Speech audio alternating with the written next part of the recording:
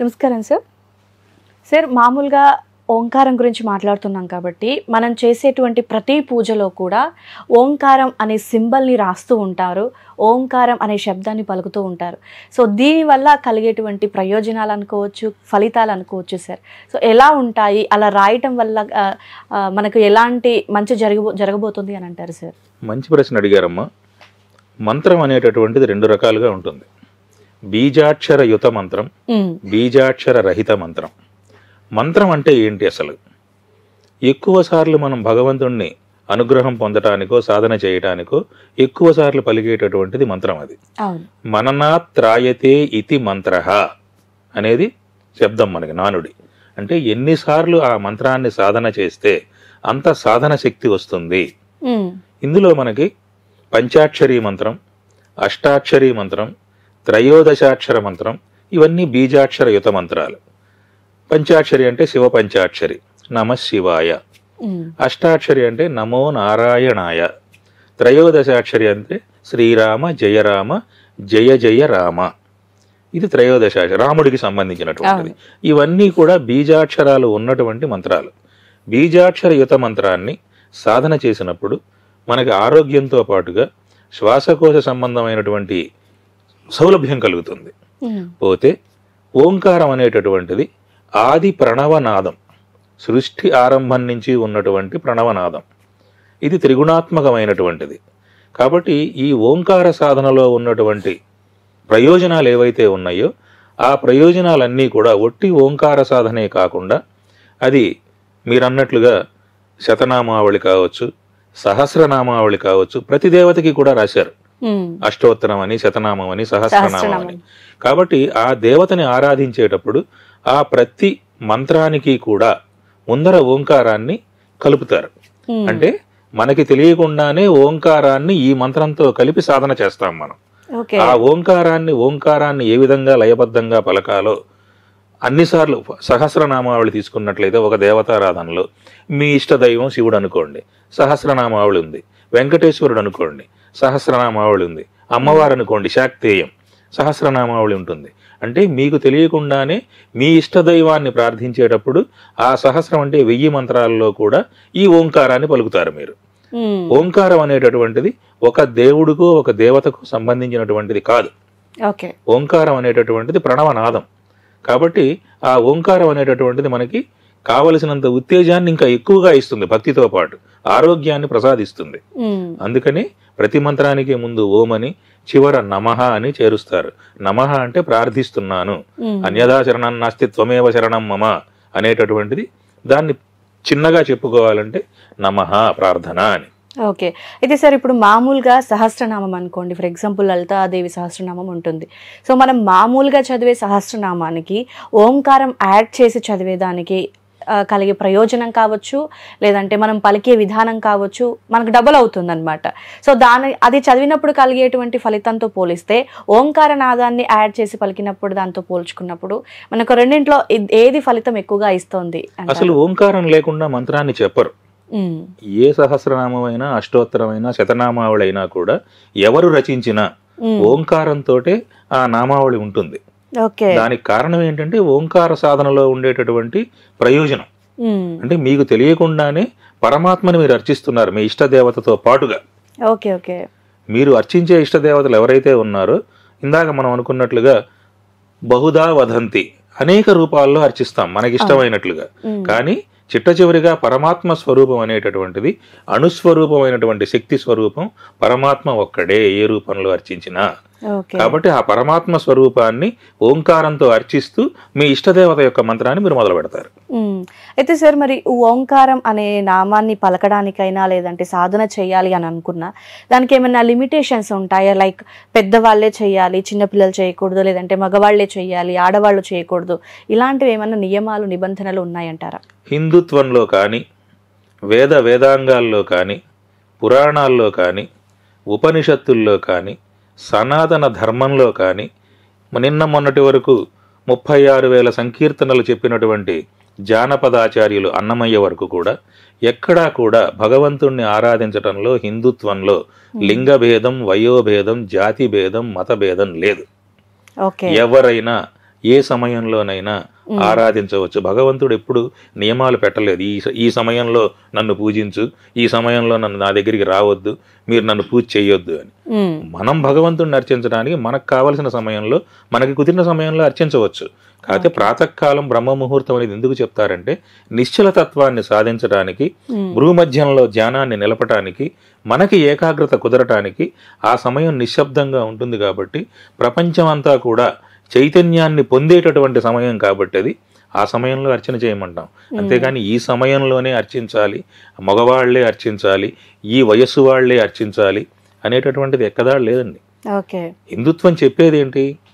అందరూ ఒకటే, అందరూ సమానులే, భగవంతుడు ఒక్కడే, యోగక్షేమం వహామ్యహం, ప్రపంచమంతా సకల మానవాళి, సకల జీవరాశులందరూ కూడా సుభిక్షంగా ఉండాలి అనేటటువంటిది యోగక్షేమం వహామ్యహం.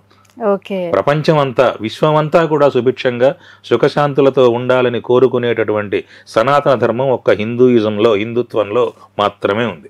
Okay sir. అయితే మరి ఈ ఓంకారనాదం ఎప్పుడైనా ఎక్కడైనా జపం చేయొచ్చు అని అన్నారు కదా. సో మనం బయట చేసిన దానికి, ఆలయంలో కూర్చొని చేసిన దానికి మన డిఫరెన్స్ తెలుస్తుందా? తెలుస్తుంది. కారణం ఏంటంటే ఆలయం యొక్క నిర్మాణ నమూనాని పరిశీలిస్తే మన శరీర భాగాలతోటే ఆలయాన్ని మనం పోల్చుకోవచ్చు. ఆలయంలో ఉండేటటువంటి అంతరాలయం, గర్భాలయం అని మనం ఏదైతే అంటామో మన శిరస్సు స్థానం అది గర్భాలయం. అలాగే ముందరుండేటటువంటి ముఖమండపం కానీ, ధ్వజస్తంభం కానీ, ఇవన్నీ మన శరీర భాగం. మా బయట ఉండేటటువంటి గోపురం కానీ, ప్రాకారం కానీ మన పాదాల దగ్గర ఉండేటటువంటి స్థానం అది. కాబట్టి మన శరీర భాగాలతో పోలినటువంటి నిర్మాణ శైలి ఆలయ నిర్మాణ శైలి. కాకపోతే ఏ పూజకైనా అర్చనకైనా కూడా ఇంటికన్నా గుడి పదిలం అంటారు. గుడి కన్నా నదీ తీరం పదిలం, నది కంటే పర్వతం మీద ఉండేటటువంటి ప్రదేశం పదిలం. దీనిలో ఉండేటటువంటి విజ్ఞాన శాస్త్ర రహస్యం ఏమిటి అంటే, ఇంట్లో మనం ప్రతిరోజు శుచిగా శుభ్రంగా చేసినా చేయకపోయినా దేవాలయం అనేటప్పటికి ఒక నియమ నిబంధనలు ఉంటాయి. అవును సార్. దాని ప్రకారం అక్కడ శుభ్రత అనేది ఎక్కువ ఉంటుంది అర్చన కాబట్టి. అలాగే మీరు నదీ తీరంలో ఎందుకు చేయమంటారు అంటే, ప్రవహించే నదులు, ఆ నదీ జలాల్లో ఉన్నటువంటి మాలిన్యం అంతా పోతూ ఉంటుంది, స్వచ్ఛత ఉంటుంది. పర్వతం మీదకి వెళ్ళినప్పుడు ప్రశాంతమైనటువంటి గాలి వీస్తూ ఉంటుంది, కావలసినటువంటి వాతావరణం ఉంటుంది, చల్లదనం ఉంటుంది పైన. కాబట్టి మీరు ఇంకొంచెం ఎక్కువగా ఏకాగ్రతని పెంపొందించుకోగలుగుతారు. అందుకోసం ఈ స్థలాల్లో ఉన్నటువంటి విశేషం. మన హిందుత్వంలో ఉన్నటువంటి ప్రతి విధానంలోనూ విజ్ఞాన శాస్త్రం అంతరంగంగా ఇమిడి ఉన్నది. Okay sir. అయితే ఇప్పుడు మనకి శివుడికి సంబంధించి సాధువులు ఎక్కువగా చేసేది శివ సాధననే కాబట్టి, సో మరి సాధువులు మనకు చాలా దూరంగా హిమాలయ పర్వతాల్లో అలా ఉంటూ ఉంటారు కాబట్టి, సో వాళ్ళు సాధనలో ఎలాంటి మంత్రాన్ని జపిస్తారు సార్? అంటే కేవలం ఓంకారనాదాన్ని జపిస్తారా, లేకపోతే వేరే ఏవైనా నామాల్ని జపిస్తూ ఉంటారా? ఇందులో క్షుద్ర పూజలు కొన్ని ఉంటాయి శివతత్వంలో. ఇప్పుడు మనం నాగసాధువులు కానీ మిగతా వాళ్ళని ఎవరైతే మనం ఈ పుష్కర సమయంలోనో లేకపోతే కుంభమేళాల్లో చూస్తుంటామో, వీళ్ళు సమాజానికి దూరంగా ఉంటారు. అవును సార్. ఒక విధంగా చెప్పాలంటే ఆ సనాతన ధర్మం అని వాళ్ళు చెప్పుకునేది ఇప్పుడు మనం నివసించేటటువంటి నాగరికతకి, ఈ సంస్కృతికి కొంత దూరంగా ఉంటుంది. వాళ్ళ ఆచార వ్యవహారాలు నవజీవన నిర్మాణంలో కానీ, నవ సమాజంలో కానీ ఆచరింపదగినవి కావు. కాబట్టి అన్నిటినీ మనం అలా గుడ్డిగా నమ్మవలసిన అవసరం లేదు. అవి ఆచరించలేరు కాబట్టి ఈ సమాజంలో వాళ్ళు సమాజానికి దూరంగా ఉంటున్నారు. అలా అని వాళ్ళని తక్కువ చేయాల్సిన అవసరం ఏం లేదు. భగవంతుడిని చేరటానికి, మోక్ష సాధనకి ఎవరికి నమ్మిన మార్గాన్ని వాళ్ళు అనుసరిస్తున్నారు. కాకపోతే అది విజ్ఞాన శాస్త్రంతో సంబంధం ఉన్నదా లేదా, ఎంతవరకు శుభ్రతలతో ఉన్నది, ఈ సమాజంలో మనం అందరినీ దాన్ని ఆచరించేటట్టు చేయగలమా అంటే చేయలేం. సమాజానికి దూరంగా ఉండాలి అలాంటి పూజలు చేయాలంటే. ఇప్పుడు శ్మశానంలో చేసే క్షుద్ర పూజలు ఉంటాయి, ఎంతమంది వెళ్ళి చేయగలుగుతారు? చేయవలసిన అవసరం ఏంటి? క్షుద్ర పూజ చేస్తేనే భగవంతుడు మన అనుగ్రహిస్తాడా? అంతరాత్మలో ప్రార్థించినా కూడా అందరికీ శ్రీహరే అంతరాత్మ. కాబట్టి ఆత్మారాముణ్ణి పూజిస్తే శ్రీరాముణ్ణి పూజించినట్లే. దానికి ఎక్కడో ప్రదేశాన్ని వెతుక్కోక్కర్లేదు. కావలసింది నిశ్చలత, ఏకాగ్రత, అకుంఠిత భక్తి. ఈ మూడు ఉన్నప్పుడు మీ అంతటా మీరు కూర్చొని నాతో మాట్లాడుతూ కూడా పరధ్యానంలో ఆత్మారాముణ్ణి అర్చించవచ్చు. అయితే సార్ మనం ఈ రీసెంట్ డేస్లో కుంభమేళలో కనుక ఒకసారి చెక్ చేసుకుంటే ఎక్కువగా నాగసాధువుల్లోకి మారిన వాళ్ళు హయ్యర్ స్టడీస్ చేసిన ఐఏఎస్, ఐఎఫ్ఎస్, ఐపీఎస్ ఇలా చదివిన వాళ్ళు ఇంత పెద్ద ఉన్నత స్థానాల్లో ఉండి లక్షల కొద్ది ఉన్న వాళ్ళ ఆస్తుల్ని కావచ్చు, లక్షల జీతాల్ని కావచ్చు వదిలేసి వెళ్ళిపోయిన సంఘటనలు కోకొల్లలుగా ఉన్నాయి. సో మరి సాధువులుగా అసలు మారటానికి ఈ శివుణ్ణి ధ్యానించడానికి గల ప్రత్యేకంగా ఆ మార్గాన్ని ఎంచుకోవడానికి కారణం ఏమంటారు? ప్రతి మనిషికి ఒక నమ్మకం, ఒక మానసిక బలహీనత లేకపోతే మానసిక శక్తి రెండు ఉంటాయి. మీరు అన్నట్లుగా ఐఏఎస్లు, ఐఎఫ్ఎస్లు, ఐపీఎస్లు కోకొల్లలుగా లేరు. కోకొల్లలుగా ఉంటే ఇప్పుడు భారతదేశంలో ఉన్న ఐఏఎస్లు అందరూ వదిలేసి నాగసాధువుల్లో చేరతారు. అంటే ఇది చూసినంత వరకు అలా బాగా హైయర్ స్టడీస్ చదివిన వాళ్ళు ఎక్కువగా కనిపించారు సార్. ముఖ్యంగా ఏంటంటే ఈ క్షుద్ర విధానాలు కానీ శక్తి పూజలు చేసేటటువంటిది కొంత కఠినతరమైనటువంటి విధానాలు అవన్నీ కూడా. కానీ మనం వేదవాంగ్మయంలో చూసినట్లయితే ఎక్కడా కూడా ఇలా ఆచరిస్తేనే, ఈ విధానాన్ని అవలంబిస్తేనే భగవంతుడు సాక్షాత్కారం అవుతాడు, మీకు మోక్షం లభిస్తుందని ఎక్కడా చెప్పలేదు.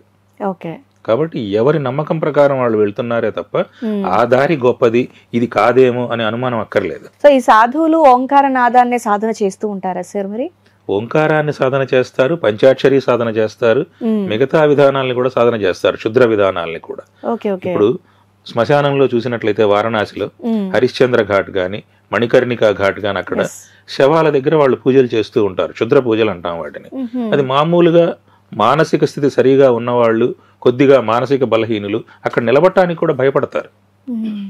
కాబట్టి ఎవరి నమ్మకాన్ని బట్టి వీళ్ళు చేస్తున్నారే తప్ప అదొకటే మార్గము, అది ఆచరించినందువల్ల వాళ్ళు తొందరగా శివైక్యం చెందుతారు అనేది ఏం లేదమ్మా. వాళ్ళు ఎంచుకున్నటువంటి మార్గం. సో ఓంకారం మీద సబ్జెక్ట్ చాలా డెప్త్గానే ఉంది సార్. మనం ఏదో అంటే లైక్ తెలియని వాళ్ళకి జస్ట్ ఒక చిన్న పదమే ఓంకార శబ్దం మంచిదే, అది దేవుడికి సంబంధించింది అంతవరకు తెలుసు. కానీ ఆ డెప్త్గా వెళ్తే ఆ సాధన దాకా వెళ్ళి సాధన తర్వాత మనం అంటే దేవుణ్ణి చూసేంత అనుభూతిని పొందుతాము అనేది నిజంగా ఈ సాధువులు అన్నప్పుడే మనం చాలా గొప్పగా వర్ణిస్తూ ఉంటాము. ఎందుకంటే దాంట్లో ఇంకొక విషయం ఏంటంటే ప్రాథమిక స్థితిలో ఈ దేవుడు వేరు, ఆ దేవుడు వేరు, ఈ దేవత వేరు, నాకు ఈ దేవుడు అంటేనే ఇష్టం, నేను ఈ దేవతని ఆరాధిస్తాను. దానివల్ల కలిగేది ఏంటి అంటే మీ నమ్మకం మీ శక్తిని పెంపొందిస్తుంది, మీకు ఒక దృఢ సంకల్పాన్ని ఇస్తుంది. నమ్మకం ఎప్పుడు సంకల్పానికి దారితీస్తుంది, సంకల్పం సాధనకి దారితీస్తుంది, సాధన ఎప్పుడు కూడా కావలసిన దాన్ని సాధించడానికి ఉపయోగపడుతుంది. కానీ ఈ దేవతా స్వరూపాలన్నీ కూడా ముక్కోటి దేవతలు ఎందుకున్నారు హిందువుల్లో, ఇన్ని కోట్ల మంది దేవతలు ఉంటారా? ఈ దేవతలకు మనం రూపాలని చర్చించేది మన నమ్మకం కోసం, మనం త్వరగా అర్థం చేసుకోవటం కోసం, మన ఏకాగ్రత నిలపడం కోసం. పరమాత్మ స్వరూపం నిరాకారమే అని మనకే చెప్తుంది వేదవాంగ్మయం. ఆ అణుస్వరూపమైనటువంటి పరమాత్మని ఇన్ని రకాలుగా అర్చిస్తూ మనం అనుభవైక వేద్యమైన ఆనందాన్ని పొందుతున్నాం. ఈ స్థితిని దాటిన వాళ్ళు యోగులు, జ్ఞానులు, వాళ్ళు ఓంకార సాధన మరో సాధన ఇలాగే ఉంటుంది. కానీ ఇన్ని రకాలుగా ఆలోచించాల్సింది, ఆరాధించాల్సిన అవసరం వాళ్ళకు ఉండదు. మరో స్థితికి వెళ్తారు వాళ్ళు ఒక మెట్టు ఎక్కి. ఓంకార సాధన అనేది ఒక మెట్టు పైన. విశ్లేషణ అనేది చాలా ఎంత బాగా వచ్చిందంటే వినటానికి ఓంకారం గురించి కానీ లేదంటే శివయ్య గురించి మరింత తెలుసుకోవాలి అనేంత ఇష్టం పెరిగేంత బాగా విశ్లేషణ చేశారు sir. Thank you so much sir.